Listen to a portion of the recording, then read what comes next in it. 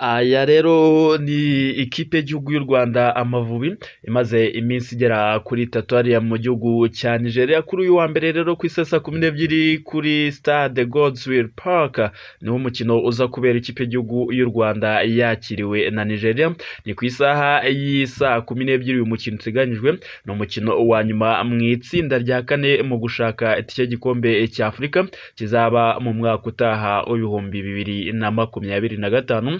Ni ikipe y'igihugu rero tugiye kuba tuganiraho muri aka kanya turebera hamwe ibigezweho, dore ko baje kuba bakora imyitozo ya kabiri hariya muri Nigeria, ndetse kandi baje kuba basurwa na ambasaderi w'u Rwanda hariya muri Nigeria.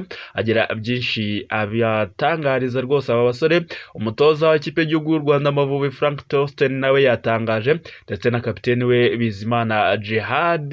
Ikindi turagana ku ikipe y'igihugu ya Nigeria nayo rwose idafite abakinnyi bagera kuri 3 kugeza amagingo aya. Sabo bakinnyi sabo bakinnyi hari kinini bari bafatiye Nigeria ku buryo yaba ari amahirwe ku ikipe y'igihugu y'u Rwanda. Byose turabigarukaho, ubundi tugaruke kuri 11 ashobora kuza kubanzamo dukurikije imyitozo ibiri yabereye hariya mu gihugu cya Nigeria. Rero kuri uyu munsi ni bande bashobora kuza kwifashishwa kuri uyu umukino uri ku isaha y'isa 10 umukino. Turawukurikira hehe abantu duherereye hano mu Rwanda? Byose ndabije mbibabwire, ariko mbahereza ikaze hano kuri Sport Room TV Rwanda. Niba rero aribwo bwa mbere rwose uhageze hano, aribwo bwa mbere ufunguye video yacu, kanda kuri iryo jambo subscribe niba utarakandaho rwose nonaha. Amasegonda 2 3 4 5 urabusoje igikorwa rwose nyamukuru, ubundi ukande like kuri iki kiganiro, ubundi ujye hasi muri comment section cyase ahatangirwa ibitekerezo. Tubwese amahirwe y'u Rwanda urayabona ko agihari? Wase ni kangahe kwijana u Rwanda rusiganye kuba rwakwikarifiya mu gikombe cya Afurika kizaba mu mwaka utaha? Ese biracyashoboka ku bwawe, cyangwa se tukure amaso byaje kuba birangira? Byose ndabikeneye rwose hasi muri commentaire, ubundi tuganire. Iyi ni Sport Room TV Rwanda rero ikaza bari mu Rwanda mu mujyi wa Kigali Amajyaruguru, Iburasirazuba, Iburengera bwaryo. Mwese mbahaye ikaze. Abari hanze y'u Rwanda, aba diaspora, Burundi, South Africa, abari Mozambique na Zambia, Kenya n'ahandi hose muri Afrika, n'abari ku mugane w'Uburayi bari muri Leta Zunze Ubumwe za Amerika, ndetse n'abari muri Canada rwose namwe tubahaye ikaze hano mu kiganiro cya none. Hano tugiye kuba tuganira ku ikipe y'igihugu y'u Rwanda Amavubi ari muri Nigeria rwose. Ikaze twatangiye, kandi munyemerere dutangirire ku bivugwa mu ikipe y'igihugu y'u Rwanda Amavubi, dore ko kuri iki cyumweru rwose ku mugoroba ku cyumweru aribwo bakoraga imyitozo yabo ya kabiri hariya muri Nigeria. Ni imyitozo rwose yabereye ku kibuga baza kuba bakiniraho kuri uyu munsi, dore ko nako kafu itegeka ko amakipe yagiye hanze rwose agomba gukorera umwitozo umwe mbere y'umunsi umwe ku kibuga bagomba kuba bakiniraho umukino. Ni imyitozo rero yagenze neza, yitabiriwe n'abakinnyi bose ukuyemo Rwatubyaye Abdul rwose waje kuhasigara i Kigali mu Rwanda bitewe n'ikibazo cy'imvune yaje kuba agira. Rero abasore b'Amavubi bose bakoze imyitozo kuri iyo stade baza gukina bita Godswill, baza kusoza amahoro, kandi aho bari basuwe na ambasaderi w'u Rwanda uri hariya muri Nigeria, ubona ndamwita Christophe Bazivamo. Avuga ko bagifitiye icyizere ikipe ndetse n'abasore muri rusange, nubwo ngo amahirwe ari make, ariko barabona bigishoboka, kuko ngo igisabwa ni kimwe gusa, ni ukuba twatsinda ikipe y'igihugu ya Nigeria, ibindi tukaza kubibara tubibonye rwose, dore ko hasabwa ko Libya nayo yaza kudufasha rwose igatsinda Benin. Nawe yaje kuba bigarukaho rwose, aravuga ati nubwo bitari mu biganza byacu gusa, ariko biracyashoboka. Mu mupira w'amaguru nta wamenya, ati kandi tugiye gukina n'ikipe yamaze kubona tike, cyangwa se yamaze kubona qualification muri rusange. Ati nta bwoba abasore bagomba kugira, bagomba gutanga ibyabo. nabo.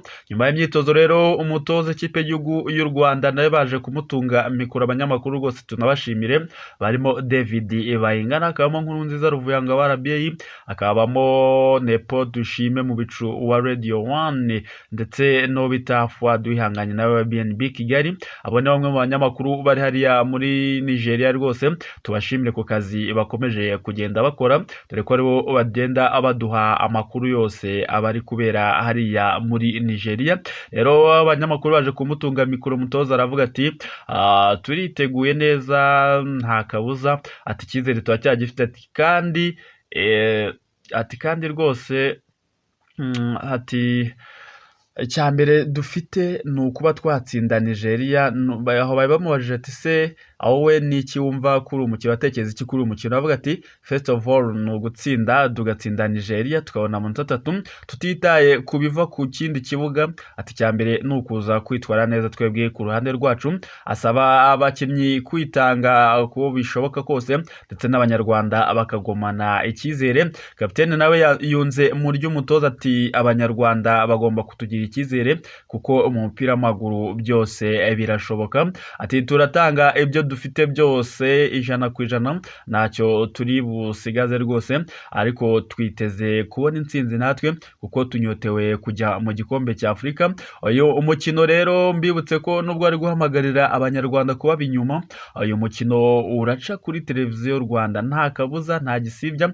Abantu mwibazaga aho uyu mukino ushobora kunyura ni kuri televiziyo y'u Rwanda rwose, nta handi. Ibyo byo byamaze kwemezwa, dore ko ubuyobozi bwa RTV cyangwa se televiziyo y'u Rwanda bwaje kuba bugirana ibiganiro n'abashinzwe gutegura imikino aribo CAF rero iza kubiha umucyo, iravuga ati muzerekane uyu mukino nta kabuza kuko ni uw'ikipe y'igihugu yanyu. Gusa n'abadakoresha RTV cyangwa se atareba RTV mwajya kuri Canal Plus 3 rwose uyu mukino nawo uraba uhari 5/5. Twinjiye muri Nigeria rero mbere ko tuvuga 11 baza kwifashishwa ku ruhande rw'u Rwanda, nuko ikipe y'igihugu ya Nigeria iri kwitegura rwose umukino uhuza n'Amavubi, iza gukina idafite bamwe mu bakinnyi bayo bakomeye barimo umunyezamu Stanley Bob Nwabali ndetse na Ademola Lookman wa Atlanta hariya mu Butaliyane.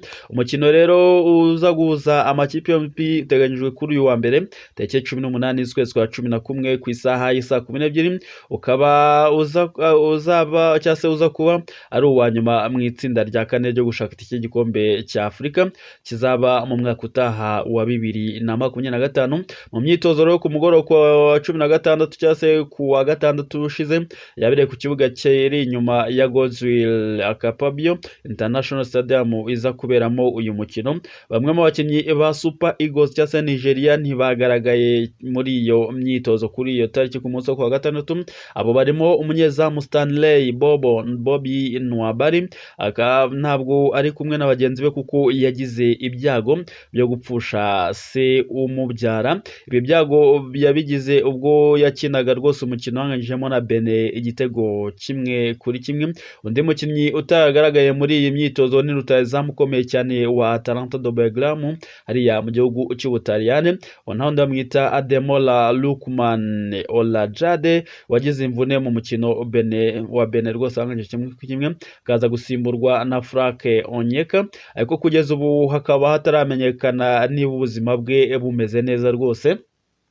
Undi udahari muri Nigeria ni myugariro wa Nottingham Forest bamwita Ola Aina, yamaze kuva muri bagenzi be asubira mu Bwongereza kuko ikipe ye yamusabye ko mu rwego rwo kwitegura umukino ukomeye bafitanye na Arsenal agomba kuba nawe hari akitozanya na bagenzi be, dore ko ngo nta kinini ari guhatana cyangwa se ari gufasha ikipe y'igihugu ya Nigeria. Super Eagles rero cyangwa se Nigeria yifuza kongera amanota kugira ngo ikomeze ku itsinda rya kane mu gihe izabihura n'u Rwanda rwose cyangwa se iza kubihura n'u Rwanda rushaka gutsinda uyu mukino byanze bikunze kuko ari wo warwongerera amahirwe rwose yo kujya mu gikombe cya Afurika kizabera muri Maroc mu mwaka utaha. Mbutse ko urutonde mu itsinda rya kane ruhagaze gutya ruyobowe na Nigeria n'amanota 11. Ikipe ya kabiri ni Benin n'amanota agera kuri 7. Ikipe iyi ku mwanya wa gatatu ni ikipe nationale y'u Rwanda Amavubi Malawi iri ku mwanya wa gatatu n'amanota atanu. Libya ku mwanya wa kane ifite amanota ane rwose, ifite amanota ane, iri hano mu itsinda rya kane nayo. Uyu munsi rero imikino yombi irabera isaha imwe ku isaha saa 12, u Rwanda rwakiriwe na Nigeria kuri Godswill International Stadium.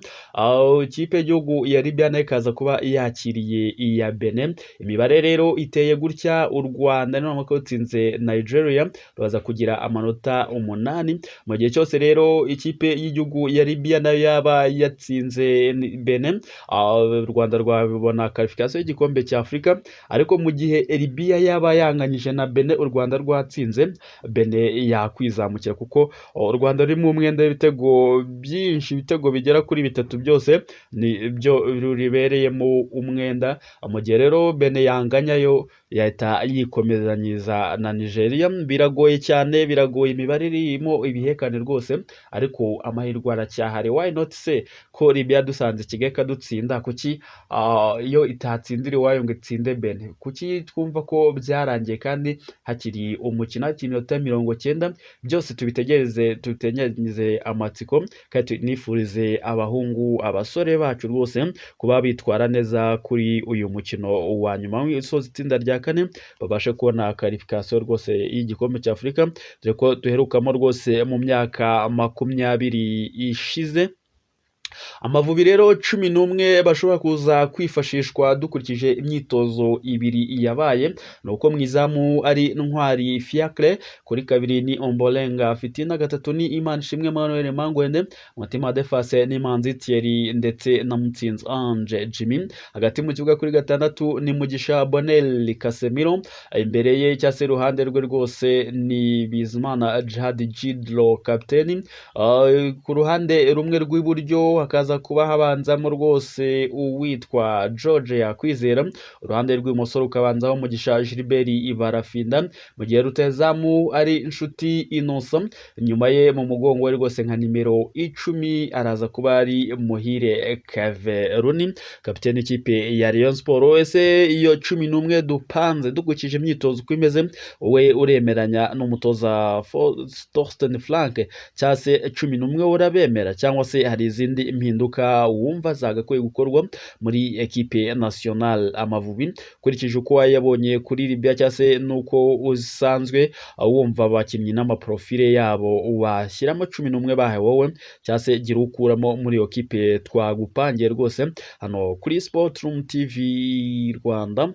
Nibyo ku ikipe y'igihugu Amavubi rwose ku isasa 12 kuri televiziyo Rwanda, mube muri maso rwose, mwihere ijisho uyu mukino turebe ko twagira icyo dukora. Gusa mbibutse ko niyo twatsindiye umukino nitubona iyo qualification, nacyo ni indi morale ku basore bacu, ni ikindi cyizere babiyongereye kuko ikipe itsinda iba iri mu mwuka mwiza kandi imeze neza. Kandi mbashimire, tunashimire rwose abasore bacu kuko bakoze ibishoboka byose. Ubundi mu myaka 3 iri ishize, cyase imyaka 3-4 ishize rwose, u Rwanda ntirwarengaga none nabwo amatsinda, kandi rugasoza amatsinda ari urwa nyuma n'amanota atarenga 2. Kuri inshuro dufite amanota 5, kandi biracyashoboka ko twagira amanota 8. Rero hari byinshi byo kwishimira, nubwo twaba tutabonye iyo tike rwose. Nta gucika intege, no kugomeza tugategura umwaka utaha, dore ko nundi tuzahita dukurikizaho imikino ya CHAN muri uku kwa 12 tugiye gutangira, aho tuzakina na Sudani y'Epfo mu gushaka nabwo tike yo kujya mu mikino nyafurika y'abakina imbere mu gihugu CHAN. Nabyo n'indi morale twatugize rwose mu gihe twadutsinze iyi Nigeria rwose. Byose nibyo kwishimira muri rusange. Reka dutegereze rero turebe ibiza kuva mu mukino. Ni ku isaha saa 12 kuri uyu uwa mbere, umukino ukabera kuri Godswill Park International Stadium hariya mu gihugu cya Nigeria.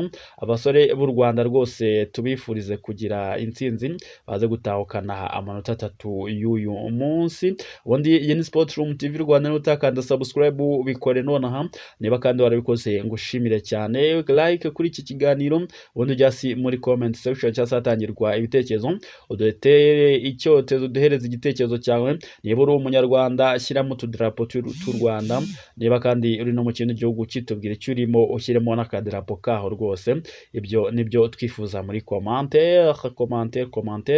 Ubwo umunsi mwiza rero, tuze kugaruka tuganira ku ntsinzi y'Amavubi ku isaha y'i saa 2. Hasta la vista.